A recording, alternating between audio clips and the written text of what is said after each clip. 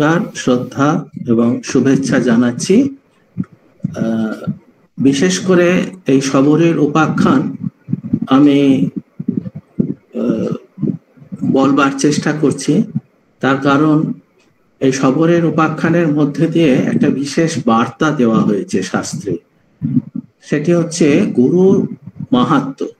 এবং আপনারা সবাই জানেন যে আর এই মাসে আর কয়েকদিন পরে গুরু পূর্ণিমার উৎসব রয়েছে। তো এই দুটি ঘটনা কেমন ভাবে সম্পৃক্ত হয়ে গেল, সংযোজিত হয়ে গেল, সেই জন্য আমি ভাবলাম যে শবরের উপাখ্যানটি আলোচনা করলে অনেক ভালো হয়। আর বিশেষ করে একটা জিনিস আমাদের ভালো করে মনে রাখতে হবে যে এগুলো অনেকটি পৌরাণিক কাহিনী, যার মধ্যে সত্যি কথা বলতে কি কিছুটা অবাস্তবতা থাকে। আর বিশেষ করে যেহেতু যুগের পরিবর্তন হয়ে গেছে, ত্রেতা যুগ থেকে এখন কলিযুগ, কলিযুগের সমস্তটাই এত পরিবর্তিত সব দিক থেকে, তার ফলে ত্রেতা যুগের ঘটনাগুলো সেরকম যেমন ঘটেছিল তা আমাদের মানসিক অপূর্ণতার জন্য আমরা সহজে সেটা ধরতে পারি না, বিশ্বাস করতে পারি না। কিন্তু এগুলো অনেকটাই সত্যি হয়েছিল, ঘটনাগুলো ঘটেছিল। হয়তো যেমন ভাবে বর্ণিত হয়েছে পুরাণে হয়তো ততটুকু নয়, কিন্তু ঘটেছিল। আর একটা যেটা আমাদের মনে রাখতে হবে সেটা হচ্ছে যে পৌরাণিক ঘটনার মধ্যে দিয়ে একটা বিশেষ বার্তা সাধারণ মানুষের কাছে পৌঁছানো হয়েছিল। এই বিশেষ বার্তাটা অর্থাৎ সেই উপাখ্যানের যে সিগনিফিকেন্স, সেইটাও কিন্তু আমাদের ধরতে হবে, বুঝতে হবে, জানতে হবে। শুধু ঘটনাটুকুই সর্বস্ব নয়। তো আমি আজকের এই বিশেষ দিনে আপনাদের অনুমতি নিয়েই এই শবরের উপাখ্যানের কিছু বিশেষ উল্লেখযোগ্য বিষয় আমি আলোচনা করব। আমরা শবরের উপাখ্যানে পৌঁছতে গেলে তার পূর্বে যে ঘটনাগুলো ঘটেছিল তার ইমিডিয়েট অতীতে, তাৎক্ষণিক পূর্বের যে ঘটনাটি ঘটেছিল সেটার একটু লিঙ্ক আমি দিচ্ছি। সেটা হচ্ছে যে শ্রীরামচন্দ্র যখন বনে গিয়েছিলেন তখন রাবণ সীতাকে অপহরণ করে নিয়ে চলে গিয়েছিল। এবার রাম লক্ষ্মণ দুজনে বনে বনে এখান থেকে ওখানে সেই দণ্ডকারণ্য বন থেকে বনের গভীরে ঘুরে ঘুরে সীতার অন্বেষণ করছেন। সেই অন্বেষণ করতে করতে বিভিন্ন মানুষের, বিভিন্ন ঋষির, বিভিন্ন অসুরের সম্মুখীন হয়েছিল এবং কোনো কোনো ক্ষেত্রে তাদের নিহত করতে হয়েছিল, কোনো কোনো ক্ষেত্রে তার জীবন ধারণের জন্য এবং ঋষিদের কৃপা করার জন্য, যারা তপস্যা করছেন, তাকে চিন্তা করছেন, সেই পরমাত্মাকে চিন্তা করছেন, তিনি এখন রাম রূপে এসে তাদের কৃপা করছেন। এই জন্য বিভিন্ন ঋষি মুনিদের সঙ্গে যোগাযোগ হয়েছিল এবং তাদের তপস্যার ফল তারা প্রাপ্ত হয়েছিলেন।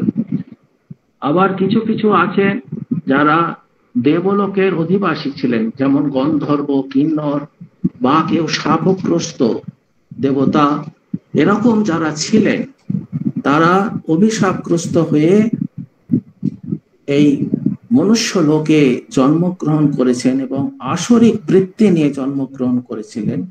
তাদের অভিসম্পাতের শেষ হয়েছিল শ্রীরামচন্দ্রের হাতে নিহত হয়ে। কৃপা এইভাবে তিনি দিয়েছিলেন। তো এই একটা আমরা ঘটনা পরম্পরাক্রমে এসে পৌঁছলাম যখন রামচন্দ্র এবং লক্ষ্মণ সীতাকে অন্বেষণ করতে করতে এসে পৌঁছলেন পম্পা সরোবরের কাছে একটু অদূরে একটি অরণ্য ঘেরা একটি আশ্রম, যেখানে শবরী বাস করতেন। শবরী কে ছিলেন একটু পরিচয় তো অবশ্যই দিতে হয়, আপনারা হয়তো জানেন, তবুও বলছি। শবরী একজন অত্যন্ত সেই সময়কার নিম্ন বর্গীয় এক নারী ছিলেন। আজকালকার ভাষায় যিনি অচ্যুত, মানে আমরা তো চাতুর্বর্ণ শুনেছি, ব্রাহ্মণ, ক্ষত্রিয়, বৈশ্য, শূদ্র। শবরী ছিলেন তার থেকেও একটু হীনা জাতিগতভাবে, সমাজের ব্যবস্থা অনুযায়ী। তার বয়সও হয়ে গেছিল যথেষ্ট। তিনি ছিলেন একাকী, অতএব তার করণীয় কিছু ছিল না, করার সামর্থ্য বিশেষ কিছু ছিল না। তিনি একদিন এই অরণ্যবাসী ঋষিদের যেখানে অধিবাস, সেখানে এসেছিলেন, পৌঁছেছিলেন, এবং পৌঁছানোর পরে দেখলেন বহু ঋষি ধ্যানমগ্ন হয়ে আছে। কোনো কোনো ঋষি যাতায়াত করছেন কোনো প্রয়োজনে। তিনি তখন নিজের চেষ্টাতে সেই ঋষিদের যাতায়াতের পথ পরিষ্কার করতেন। যারা পুজো পাঠ করতেন এবং তপস্যা করতেন, নীরবে অনাকাঙ্ক্ষিতভাবে তিনি তাদের ফুল ফল তাদের সামনে রেখে দিতেন এবং নিজে আলাদাই থাকতেন। এইভাবেই তার সেবা চলেছিল। তিনি কোনো উদ্দেশ্য নিয়ে নয়, তার কোনো ভক্তির আবেগ নিয়ে নয়, কিন্তু তিনি চেয়েছিলেন যে তার ক্ষমতা অনুযায়ী এই সমস্ত পুণ্যবান মানুষদের সেবা করবেন। শুধু এইটুকুই তার ইচ্ছা ছিল, এবং তদ অনুযায়ী যা যা যতটুকু তার পক্ষে সম্ভব ছিল তিনি সেইটুকু করতেন, এবং একাকী নীরবে সেই আশ্রমের অদূরে বাস করতেন। এইভাবে বহুদিন গেছে। অনেক ঋষি তাকে লক্ষ্য করেছেন, দেখেছেন, কিন্তু একজন ঋষি তার অন্তরের ভাবটা বুঝতে পেরেছিলেন। তিনি হচ্ছেন মাতঙ্গ ঋষি। তিনি এই শবরের ভেতরের যে হৃদয়, যে মন, যে অন্তরের নিষ্কাম ভাবটি, সেই ভাবটিকে অনুভব করতে পেরেছিলেন, এবং তাকে, শবরী মাতাকে তিনি বিশেষভাবে একটু লক্ষ্য করতেন। এরকম বহু বছর কেটেছে, বেশ কয়েক বছর ধরে এইভাবে সেবা করেছেন তিনি শবরী মাতা এই ঋষিদের। একে একে সেই ঋষিরা ব্রহ্মলোক প্রাপ্ত হয়েছেন, ঊর্ধ্বলোক প্রাপ্ত হয়েছেন। অনেক ঋষির সংখ্যা কমে গেছে। তার আগে মাতঙ্গ ঋষিও যখন এই ভৌতিক দেহ পরিত্যাগ করে চলে যাবেন, তার আগে মাতঙ্গ ঋষি শবরীকে উপদেশ দিলেন যে দেখো, তুমি এখানে একচিত্ত হয়ে এখানেই থাকো। কিছুকাল পরে সেই ভগবান শ্রীহরি আসবেন রামচন্দ্র রূপে, নরদেহ ধারণ করে, এবং তাকে যখন তুমি দর্শন করবে, তোমার সমস্ত প্রাপ্তি অবসান হয়ে যাবে, সবকিছুই তুমি পেয়ে যাবে, আর তোমার কিছুই করতে হবে না। তুমি একচিত্ত হয়ে তার চিন্তা করো শুধু, আর কিছু করার দরকার নেই। কঠিন তপস্যা, কোনো নাম, কোনো ধ্যান, কোনো জপ, এ সমস্ত কিছুই দরকার নেই। তুমি শুধু তাকে অনন্য চিন্ত হয়ে তাকে স্মরণ করে যাও, এখানেই থাকো তুমি।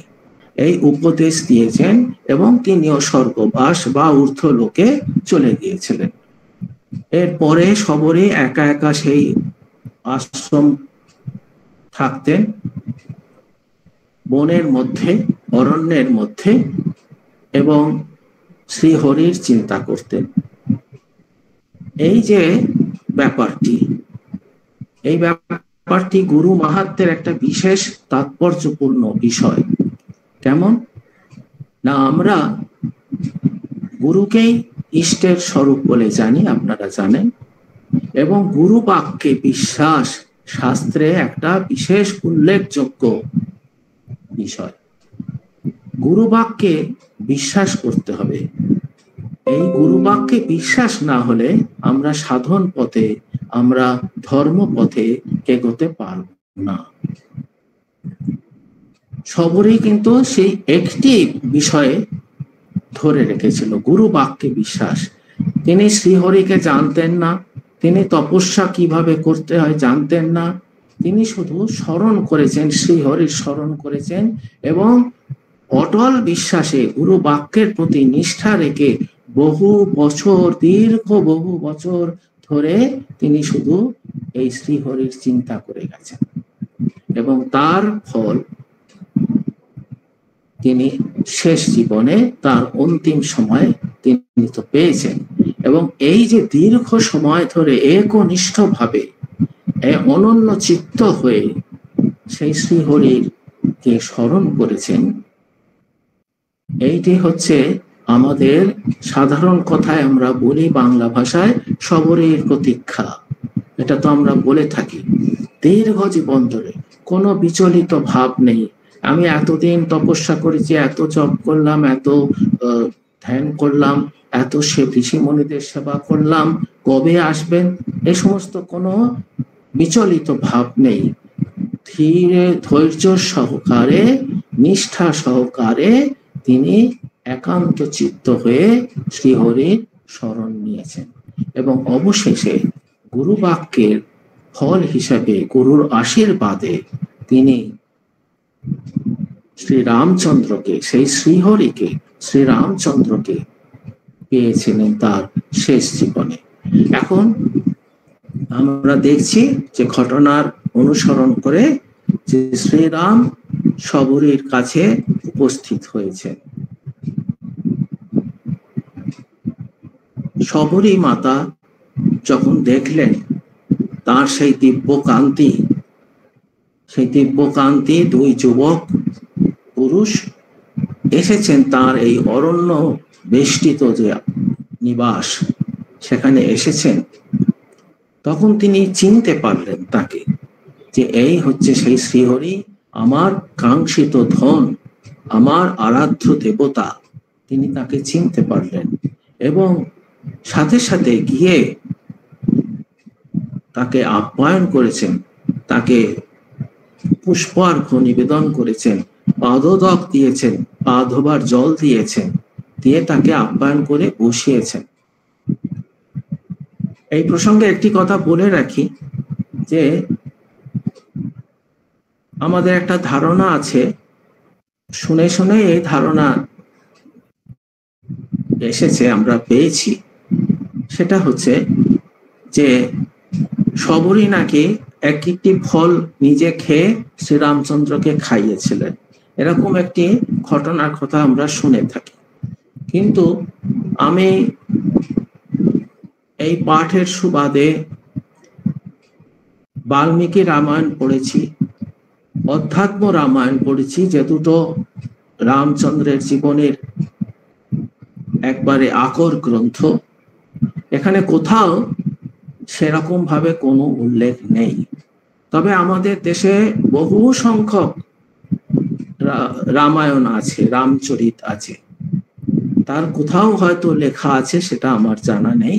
কিন্তু মূল যে দুই আকর গ্রন্থ বাল্মীকি রামায়ণ আর অধ্যাত্ম রামায়ণ, যেটি ব্যাসদেব রচনা করেছেন, সেখানে কিন্তু এইভাবে তাকে নিজে এক একটি করে ফল খেয়ে রামচন্দ্রকে খাইয়েছিলেন সেরকম কোনো ঘটনার উল্লেখ নেই। তো সে যাই হোক, সেটা আমাদের খুব গুরুত্বপূর্ণ বিষয় নয়। এইবার শবরীর সঙ্গে যখন দেখা হলো শ্রীরামচন্দ্রের, তখন শবরী মাতা রামচন্দ্রকে বলছেন,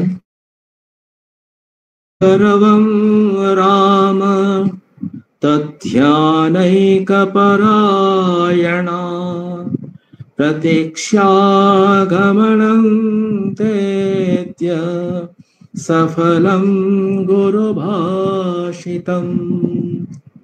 তিনি বললেন যে হে রামচন্দ্র, আমি এতদিন তোমারই ধ্যান করেছি, তোমাকেই চিন্তা করেছি এবং তোমার আগমনের প্রতীক্ষা করেছি। প্রতীক্ষা আগমনম তে, তোমার আগমন প্রতীক্ষা করে আছি।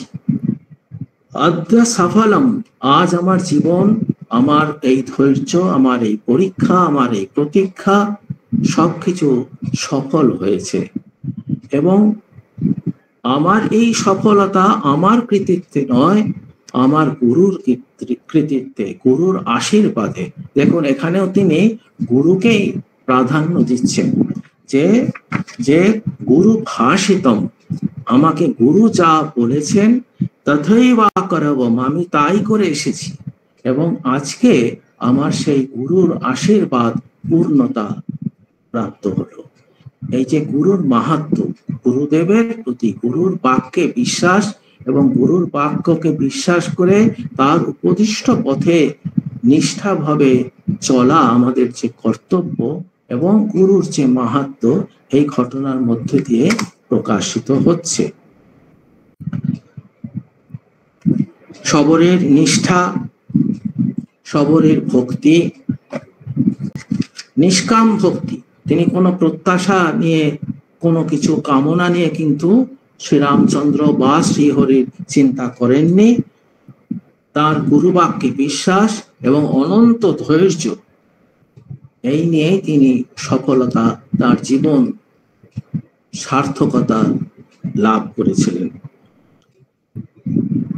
শ্রীরামচন্দ্রকে পেয়েছেন, শ্রীরামচন্দ্রকে পেয়ে সবরের অন্তর উদ্বেল হয়ে উঠল, অভিভূত হয়ে উঠল। বিশেষ করে এই কারণে তিনি তখন ভাবছেন যে আমার যে গুরুস্থানীয় যারা, এক তো মাতঙ্গ ঋষি এবং অন্যান্য যে সমস্ত গুরুস্থানীয় এই ঋষিরা এই আশ্রমে বাস করতেন, যাদের আমি সেবা করতাম, তারাও তো এই সৌভাগ্য থেকে, সেই সৌভাগ্য লাভ করতে পারেনি, এই যে শ্রীরামচন্দ্রকে সাক্ষাৎ ভাবে দর্শন। অথচ আমি অত্যন্ত নিম্ন জাতীয়, হীন জাতীয় হয়ে এবং কিছু বললেন, ওরা ছিল না তো, আমার সকালে বাড়ি নেমন্তন্ন ছিল, আমি বলছি তো। হ্যাঁ, আচ্ছা। তো আমি একজন নিম্ন শ্রেণীয়া হয়ে, আমি একজন অযোগ্য, আমার তো কোনো সাধনার যোগ্যতা নেই, আমার তো কোনো তপস্যার শক্তি নেই, বল নেই, আমার কিছুই নেই, অথচ আমি আপনাকে পেলাম আমার জীবনে, আমার জীবন ধন্য করে। যা আমার গুরুস্থানীয় যারা ছিলেন, যাদের আমি সেবা করতাম, তারাও এই পরম প্রাপ্তি লাভ করতে পারেনি। এর জন্য সবরের অন্তর উদ্বেলিত, সবরের অন্তর অভিভূত হয়ে উঠল। এইবার শ্রীরামচন্দ্রের তিনি আত্মনিবেদন করলেন, সম্পূর্ণভাবে আত্মনিবেদন করলেন। তখন শ্রীরামচন্দ্র বুঝতে পারলেন সবরই সেই মকরধ্বজ হয়ে গেছে। মকরধ্বজ আপনারা শুনেছেন, ধীরে ধীরে ধীরে ধীরে সোনায় পরিণত হয়ে যায়। মকরধ্বজ সোনায় নয়, মকরধ্বজে পরিণত হয়ে যায়, যেটি বিশেষ গুণ সম্পন্ন। তখন শ্রীরামকৃষ্ণ, এই শ্রীরামচন্দ্র বলছেন যে দেখো, পুংস্তে স্ত্রীত্বে বিশেষে বা জাতি নামাশ্রমাদয়ঃ ন কারণম মদ্ভজনে ভক্তিরেব হি কারণম। তিনি স্পষ্টভাবে জানিয়ে দিলেন যে ভগবান প্রাপ্তির জন্য মনুষ্য, কোনো মানুষের কোনো মানবিক গুণ বা অপগুণ কোনোটাই কারণ হয় না। যদি সে পুরুষ হয়, পুরুষত্বের অধিকারী হিসাবে সে ভগবানকে পাবে না, সেটা সম্ভব নয়। যদি সে স্ত্রী হয়, স্ত্রী হিসাবে নারী হিসাবে সে যে ভগবানকে পাবে না সেরকমও নয়। কোনো বিশেষ গুণসম্পন্ন হলেও সে নাও পেতে পারে। কোনো জাতি, কোনো নাম, কোনো উচ্চ বর্ণ অর্থাৎ আশ্রম, কোনো গৃহস্থ, বানপ্রস্থ, সন্ন্যাস, কোনো আশ্রমে অধিযুক্ত থাকলে সেও যে পাবে আমাকে সেরকমও কোনো স্থিরতা নেই। না কারণম মত ভজনে, আমার পুজো করছে, আমার অর্চনা করছে, আমাকে নিয়ে আছে, ঠিকই আছে, সেটাও খুব একটা গুরুত্বপূর্ণ নয়। আমাকে পেতে গেলে একমাত্র উপায় হচ্ছে ভক্তি রেবা হি কারণম, একমাত্র আমাদের ভক্তি থাকতে হবে। সে তুমি আমাকে পুজো করো বা না করো, বা অতি সামান্য উপচারে পুজো করো বা না করো, তুমি পুরুষ হও, তুমি স্ত্রী হও, তুমি ব্রাহ্মণ হও, তুমি শূদ্র হও, নিম্ন জাতীয় হও, তাতে কোনো রকম কোনো বাধা নেই।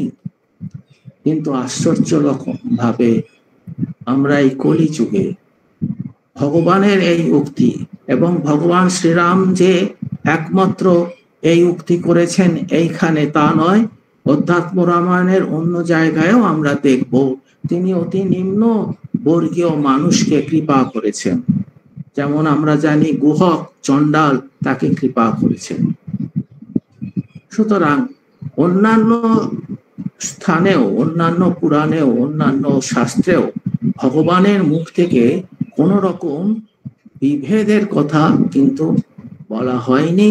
কোন রকম বিশেষ যোগ্যতা সম্পন্ন লোক আমাকে পাবে এরকম কোন নির্দেশ তিনি করেননি। সবাই এক বাক্যে একটি কথাই বলেছেন যে অনন্য চিন্তায়ন্ত মাং যে জানা পরিযুপাসতে, গীতাতে আছে যে আমাকে অনন্য চিন্ত হয়ে উপাসনা করে, কোনো বাহ্যিক আড়ম্বরে নয়, অন্তর দিয়ে সে আমাকে পাবে, তাকেই ভক্ত বলে জানবে, সেই ভক্তই আমাকে পেতে পারে। সুতরাং দুর্ভাগ্যজনক ভাবে আমাদের সামাজিক রীতিনীতিতে আমরা এইরকম বিভেদ করে থাকি। আমাদের এই মন্দিরে এই প্রবেশ করতে পারবে না, এই মন্দিরে তার প্রবেশের অনুমতি নেই, এরা নিম্ন শ্রেণী, এরা উচ্চ শ্রেণী, এরকম নানা বিভেদ এই মনুষ্য জাতি বিশেষ স্বার্থ ভোগের জন্য এই সমস্ত ব্যবস্থা করেছে। ভগবানের দৃষ্টিতে কিন্তু কোনো পার্থক্য, বিভেদ নেই। তার কাছে যাবার, পৌঁছবার একমাত্র উপায় হচ্ছে তার প্রতি ভক্তি। এবার ভক্তি তো আমাদের করতে হবে। আমরা জানলাম যে আমাদের ভক্তি হচ্ছে একমাত্র অবলম্বন, যাকে অবলম্বন করে, যাকে আঁকড়ে ধরে আমরা ভগবানের কাছে পৌঁছবো। কিন্তু এই ভক্তি লাভ করব কি করে? ভক্তি লাভের উপায় কি? আপনারা যারা কথামৃত পড়েছেন সেখানে তো অনেক কিছুই বলা আছে, কিন্তু রামচন্দ্র বিশেষভাবে এই পর্যায়ে উল্লেখ করে দিয়েছেন কিভাবে ভক্তি ধীরে ধীরে পরিপক্কতা লাভ করতে পারে, কোন কোন বিশেষ কার্য করলে অন্তরে ভক্তির উদ্রেক হতে পারে, সেসব রামচন্দ্র নিজে পরপর উল্লেখ করে দিয়েছেন। আমরা সেইটা একটু আলোচনা করব। তিনি প্রথমে বললেন, নৈব দ্রষ্টুমহং শক্য মদ্ভক্তি বিমুখৈ সদা। আমাকে, আমার প্রতি যার ভক্তি নেই সে কখনো আমাকে দর্শন করতে পারে না। একটু আগে একটা গান শুনলেন, পায়জি মাইনে রাম রতন ধন পায়। আমি ভেবেছিলাম যে এই কথাটা উল্লেখ করবো একটু আগে। তা দেখুন, সবরী মাতা মুখ দিয়ে যদি এই গানটি উচ্চারিত হতো, আজকে আমি রাম রতন ধন পেলাম, কতটা বাস্তব হয়ে উঠতো, কতটা বিশ্বাসযোগ্য, কতটা মানে শবরীর উপাখ্যানের সাথে কতটা বিশেষভাবে মিল পাওয়া যেত। পায়ো জি मैंने राम रतन धन पायो, यं लब्धा चापरं लाभं मन्नते नाधिकं ततः। যাকে পেলে আর অন্য কিছু এর থেকে অধিক কিছু পাওয়ার মতো যার আর থাকে না, রামচন্দ্রকে পেয়ে শবরী সেইভাবে জীবন সার্থক করতে পেরেছিল। এবার রামচন্দ্র বলছেন যে দেখো এইভাবে এই সমস্ত বিষয়গুলো যদি অনুসরণ করা হয় তাহলে ভক্তি লাভ হতে পারে। তার মধ্যে প্রথম যেটি তিনি বলছেন যে সতাং সঙ্গতিরেবাত্র সাধনম প্রথমং স্মৃতম। সতাং সঙ্গতিরেবাত্র অর্থাৎ সাধনার প্রথম স্টেপ, প্রথম পদক্ষেপ হচ্ছে সতাম সঙ্গতি অর্থাৎ সাধু সঙ্গ। ভগবান শ্রীরামকৃষ্ণ বলেছিলেন যে গৃহস্থ ভক্ত প্রশ্ন করছে আমাদের কি কিছু হবে না, আমাদের কি কোনো উপায় নেই? শ্রীরামকৃষ্ণ খুব জোর দিয়ে বললেন অবশ্যই আছে। তো কি করতে হবে না, আমাদের তোমাদের যারা গৃহস্থ তাদের করতে হবে নাম জপ এবং সাধু সঙ্গ এবং প্রার্থনা ব্যাকুলতা দিয়ে, এটা করতে হবে। প্রত্যেক জায়গাতেই আমরা দেখছি সাধু সঙ্গের একটা বিশেষ গুরুত্বপূর্ণ ভূমিকা রয়েছে। রামচন্দ্র এখানে বললেন যে নৈবা শতাং সঙ্গতিরেবাত্র সাধনং প্রথমং স্মৃতম, প্রথম পদক্ষেপ হচ্ছে সাধু সঙ্গ করা। সাধু সঙ্গ বলতে কি বোঝায় আপনারা ইতিমধ্যেই অনেকভাবে জেনেছেন এবং বুঝতেও পেরেছেন, সুতরাং এই বিষয়ে আমি আর বিস্তারিত কিছু আলোচনা করছি না। আমরা তৃতীয় পর্যায়ে যাচ্ছি। তৃতীয় মত কথা লাভ, অর্থাৎ আমার কথা নিয়ে আলাপ আলোচনা করা পরস্পরের মধ্যে। আমার কথা, আমার উপদেশ, আমার বাণী, আমার লীলা কথা, এইগুলো আলোচনা করতে হবে। যত লীলা চিন্তন, গুণ চিন্তন, রূপ চিন্তন এগুলো ভাগবতে আছে, এইগুলো চিন্তা করলে ভক্তির উদ্রেক হয়, ভক্তি পরিপক্কতা লাভ করে। রূপ চিন্তন, তার রূপের কথা চিন্তা করলে আমাদের মধ্যে তার মাধুর্য আমাদের হৃদয়ে অধিকার করে। তার গুণচিন্তন, তার যে গুণ ভগবানের, বিশেষ করে অবতার পুরুষের, তার গুণচিন্তন করলে আমাদের ভক্তি সুদৃঢ় হয় এবং তার লীলা চিন্তন করলে আমাদের অনেকটা বিশ্বাস জাগে, আমাদের অনেকটা ভক্তি পরিপক্কতা লাভ করে, আমাদের ভক্তি সুদৃঢ় হয়। সুতরাং এই মত কথা লাভ অর্থাৎ আমার এই রূপ চিন্তন, গুণ চিন্তন, লীলা চিন্তন এইগুলো তোমাকে বা একজন মানুষকে করতে হবে যা যদি ভক্তি লাভ করতে চায়। তৃতীয় হচ্ছে মত গুণ ঈরণম, আমার নানা গুণের পরপর বারবার ঈরণম মানে বারংবার চিন্তা করা, মত গুণ ঈরণম। এবার মত গুণ ঈরণম বলতে শুধু যে তিনি যে নরদেহে লীলা করছেন, সেই নরদেহের সঙ্গে যুক্ত, তার লীলার সঙ্গে যুক্ত যে গুণগুলি সেইগুলো নয়, পরমাত্মার যে গুণগুলি আছে সেইগুলোও চিন্তা করতে হবে।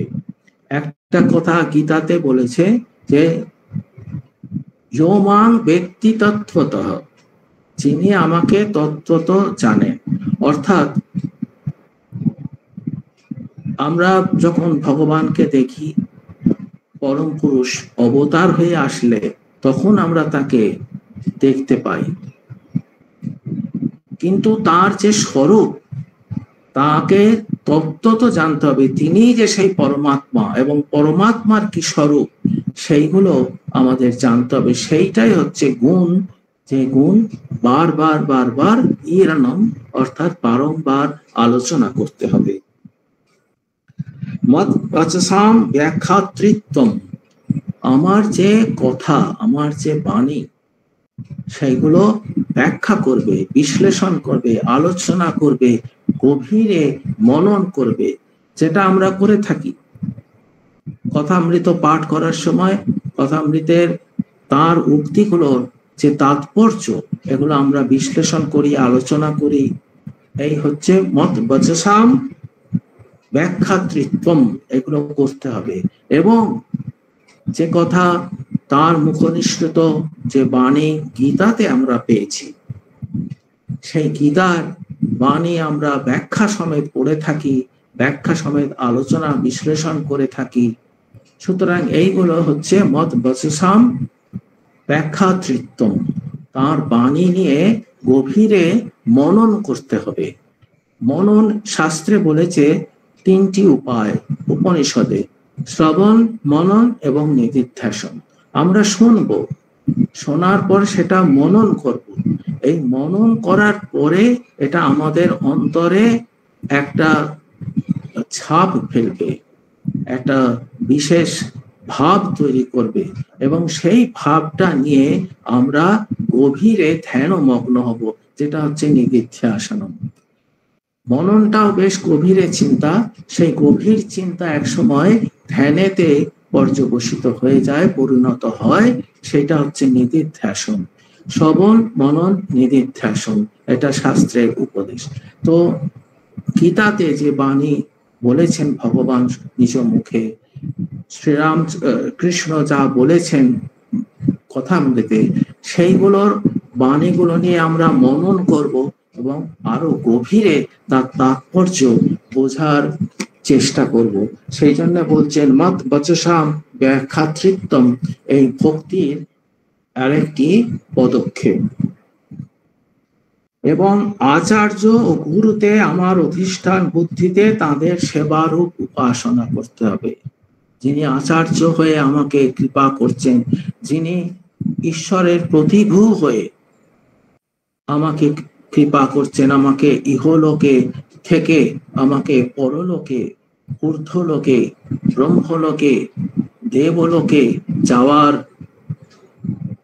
উপায় বলে দিচ্ছেন, যার শক্তি আমার মধ্যে প্রবিষ্ট হয়ে আমাকে যোগ্য করে তুলছে, তার মধ্যে সেই ঈশ্বরেরই অধিষ্ঠান, এইটাই আমাদের একটা বিশেষ দৃষ্টিভঙ্গি, এবং অত্যন্ত সতর্কভাবে সেই দৃষ্টিভঙ্গি আমাদের রাখতে হবে।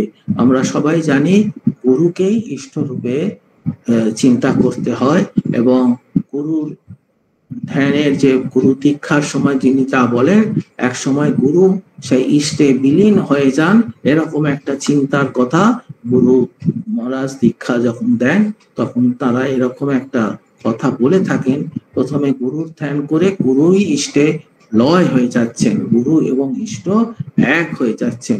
সুতরাং রামচন্দ্র এখানে বলছেন গুরুর মধ্যে এবং আচার্য একই পর্যায়ে মধ্যে আমারই অধিষ্ঠান আছে, এই ভাবনাতে গুরুর সেবা করতে হবে।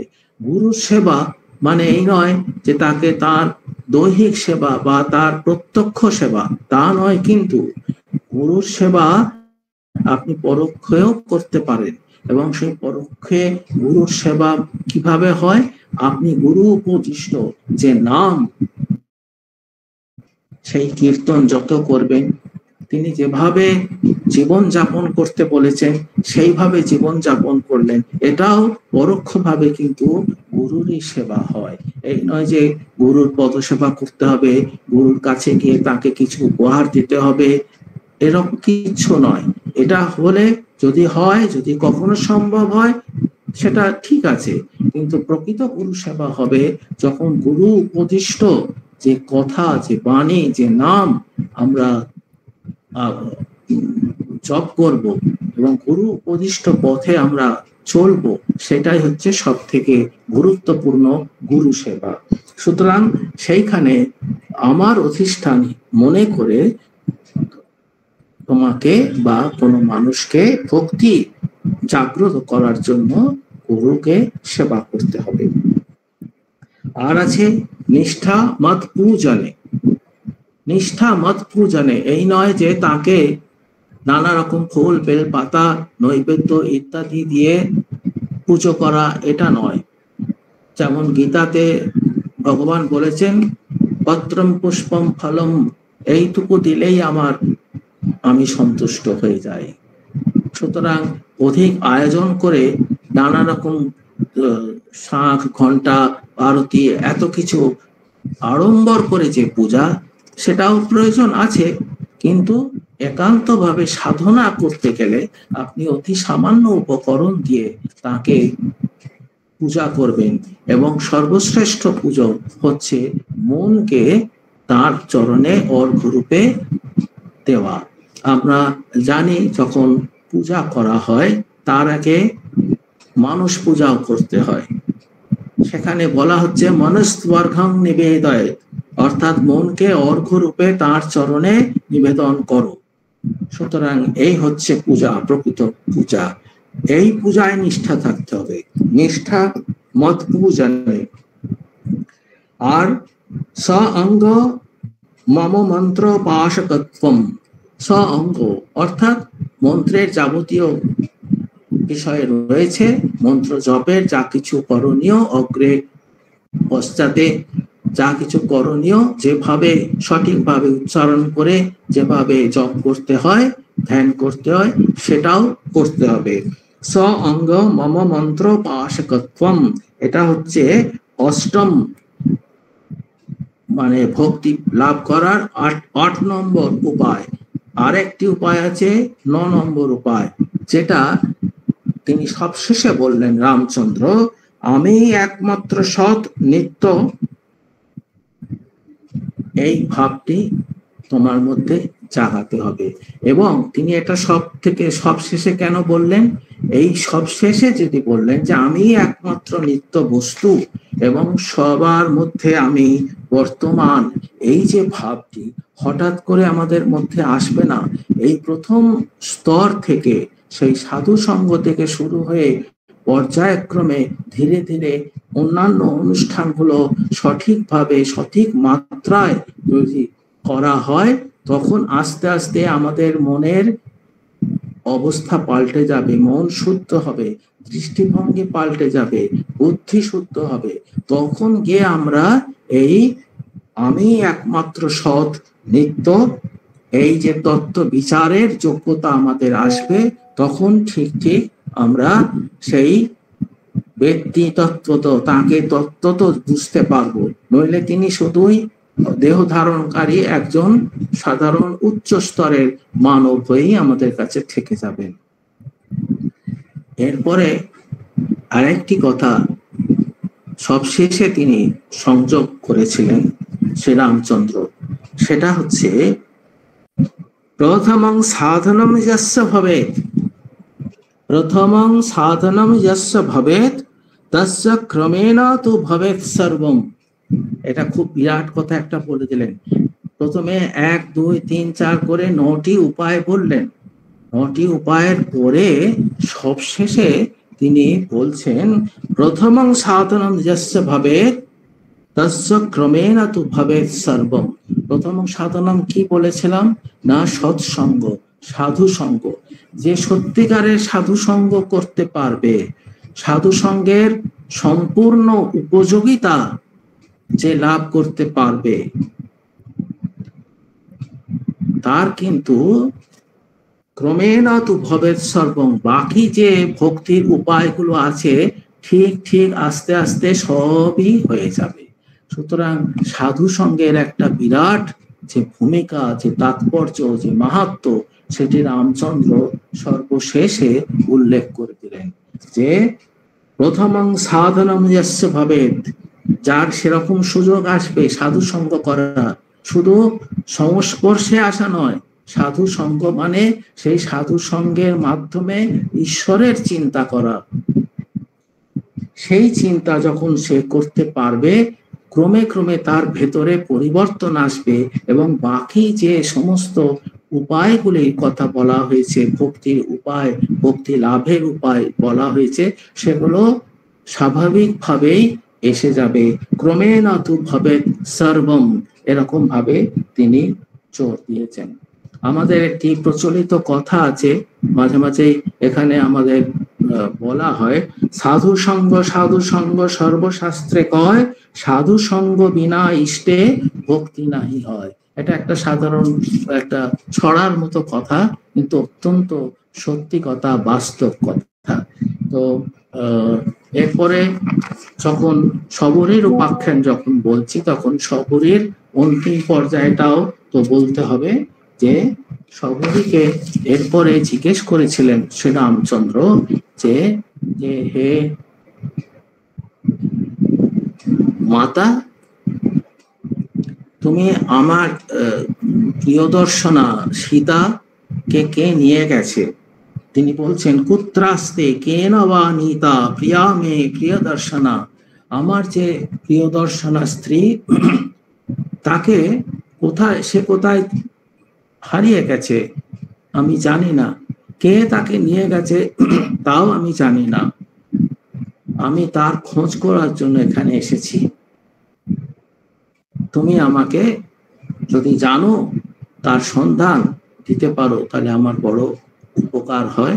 এটা তিনি বলেছিলেন। তখন শবরে বলছেন যে জানাসি দেব সর্বজ্ঞ সর্বং ত্বং, জানাসি দেব সর্বজ্ঞ সর্বং ত্বং তথাপি পুচ্ছসে, অর্থাৎ হে সর্বজ্ঞ দেবতা, তুমি তো সবই জানো, তুমি তো অন্তর্যামী, তুমি শ্রেষ্ঠ জ্ঞানী, বিশ্ব ভুবনের কোনো ঘটনাই তোমার অজানা নয়, কিন্তু তথাপি পৃচ্ছসে, তুমি তাও আমাকে জিজ্ঞেস করছো যে এটা তোমার লৌকিক আচরণ, লীলার একটা বিষয়, যে তুমি রাম ভগবান সর্বজ্ঞ পরম পুরুষ পরমাত্মা হয়ে এখন লীলা করার জন্য এসেছো, নরদেহ ধারণ করেছো, এবং নরদেহ ধারণ করে এখন আমার মতো একজনকে জিজ্ঞাসা করছো, এও এক অদ্ভুত লীলা।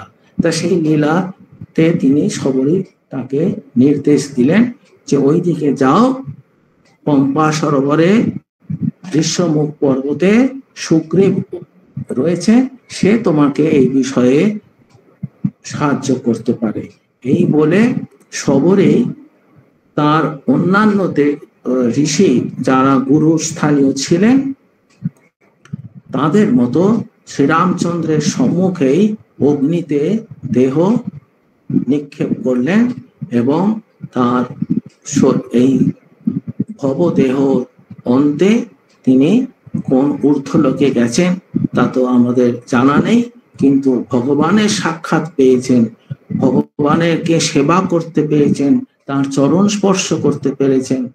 এর থেকে পরম সৌভাগ্য আর তো কিছুই হতে পারে না। এবং সেই পরম সৌভাগ্যের ফল যে একটি অতি উত্তম কোনো ফল হবে, এটাও আমরা খুব ভালোভাবেই বুঝতে পারি। শবরের উপাখ্যান এইটুকুর মধ্যেই শেষ হয়েছে, কিন্তু এর তাৎপর্য আমাদের জীবনে যারা আমরা ধর্মকে আঁকড়ে ধরে আছি, অধ্যাত্ম পথে চলার চেষ্টা করছি আমাদের যোগ্যতা অযোগ্যতা নিয়ে, তাদের কাছে বড় একটি উৎসাহ ব্যঞ্জক একটি ঘটনা আজকে আপনাদের এই সময়ে আমি আলোচনা করলাম। আপনাদের আশা করি কতটা বলতে পারলাম আমি জানি না, কিন্তু আপনারা শুনলেন, যারাই শুনেছেন তাদের প্রত্যেককেই আমি আমার শুভেচ্ছা নমস্কার জানাচ্ছি।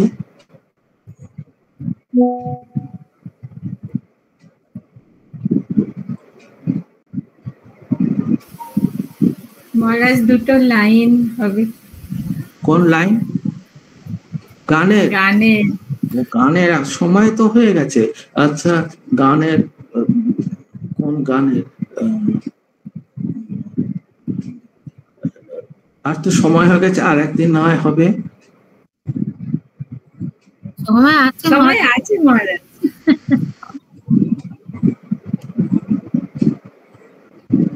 जिनके में श्री राम से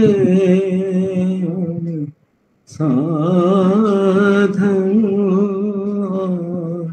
किए ना किए, जिनके में श्री राम बसे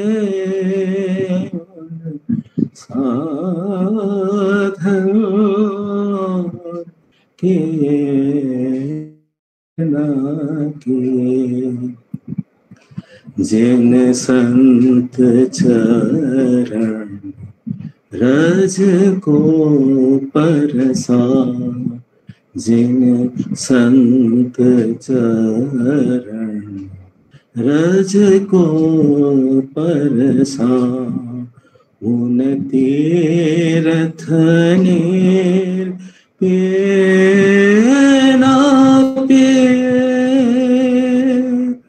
जिन संत चरण रज को परसा, उन तीर्थ नीर पिए ना पिए, उन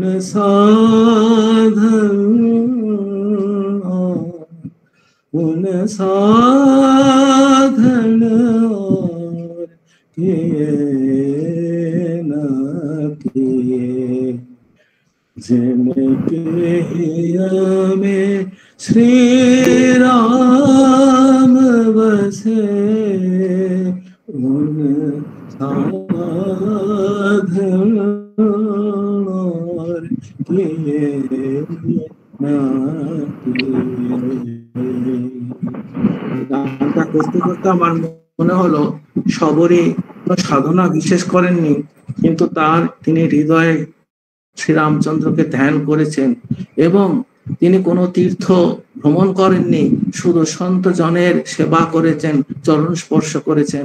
তার ফলে তিনি স্বয়ং পায়জি मैंने রাম রতন ধন পায়। আজকে তাহলে এখানে সমাপ্তি করছি। ওম শ্রী রাম কৃষ্ণার্পণমস্তু। প্রণাম মহারাজ। প্রণাম মহারাজ। প্লিজ আমি সকলকে অনুরোধ করছি, একদম ঝট করে আনমিউট করবেন না আপনারা। সকলের কাছে অনুরোধ, মহারাজজির চরণে আমরা প্রণাম জানাই, কিন্তু আনমিউট না করে আমি একটু 2 মিনিট সময় যে আমাদের রামকৃষ্ণ শরণম করবেন কলকাতা থেকে মহাশ্বেতা দিদি, তারপরে মহারাজজি একটু আমাদের দেশের বাইরে থেকে অনেকে ভক্তরা জুড়েছে, তারা একটু প্রণাম নিবেদন করবে রামকৃষ্ণ শরণমের পরে। হ্যাঁ, মহাশ্বেতা দিদির অনুরোধ।